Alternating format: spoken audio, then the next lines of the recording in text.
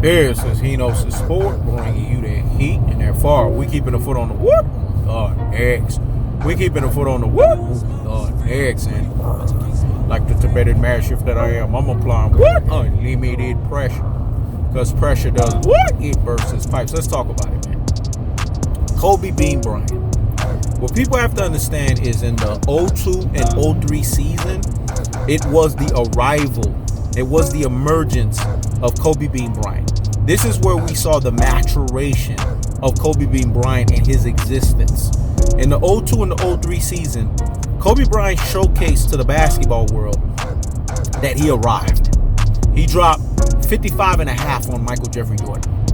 That Kobe Bryant did up fucking Gilbert Arenas. That Kobe Bryant laced up motherfuckers on the basketball court. That Kobe Bryant showed you that he had length on his jump shot. That Kobe Bryant showed you that he was nothing to be trifled with. That Kobe Bryant made Michael Jordan bend the proverbial fucking knee to the point to where Michael Jordan had to say that I leave this NBA in great hands, starting with Kobe Bryant. Let me say it again. I leave this NBA in great hands, starting with Kobe Bean Bryant. People have to understand, that was Michael Jordan's virtuoso or round of applause of goading Kobe Bean Bryant. Let me say it again.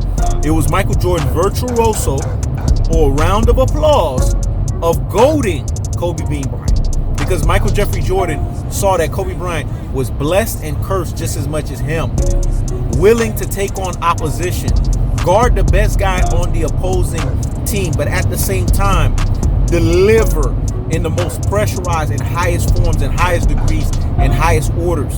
Because when it was all said and done, Michael Jeffrey Jordan realized that Kobe Bean Bryant was a translucent and a transparent image like a Michael Jeffrey Jordan. You know what's the single greatest difference between Michael Jordan and Kobe Bean Bryant? It's the fact that Kobe Bryant did not go to college. He did not frequent North Carolina and go 3 years there. Because if Kobe Bryant went there, we would be arguing up and down who is the GOAT. And when I say this, I'm talking about it from the standpoint of Michael Jordan and Kobe Bryant looking at each other dead in the eye. That is the reason why Michael Jordan was able to become the highest percentage shooter. Because if you notice, Dean Smith got MJ to play the game the right way, take the highest percentage shot. Whereas Kobe Bryant, he just takes any fucking shot. Kobe knows how to take the highest percentage shot, but Kobe prefers to take any shot because Kobe feels that with his range and his ability to shoot, that's just the way he's wired. Now, it may not be the most conventional basketball 101 to play, but that's how Kobe Bryant plays the game of basketball. He plays with a cold-hearted assassin's mentality. I'm just going to jack it up any fucking where. And in Kobe Bryant's defense, it's panned out for him in the most of the parts. It's panned out for him most of the times, right? As opposed to Michael Jeffrey Jordan, who's like, fuck this shit, 15 and in. Kobe's like, fuck this shit, 15 and out.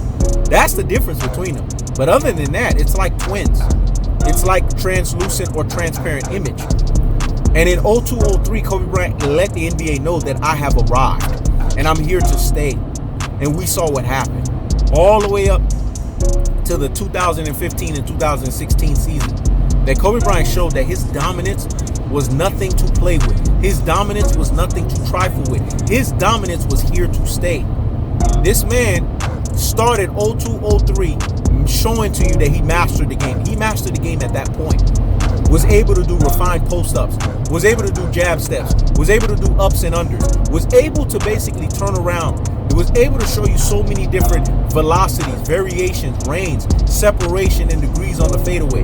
Was able to show you guys that he was that dude. He was the Black Mamba. The Black Mamba was activated in 02 and 03.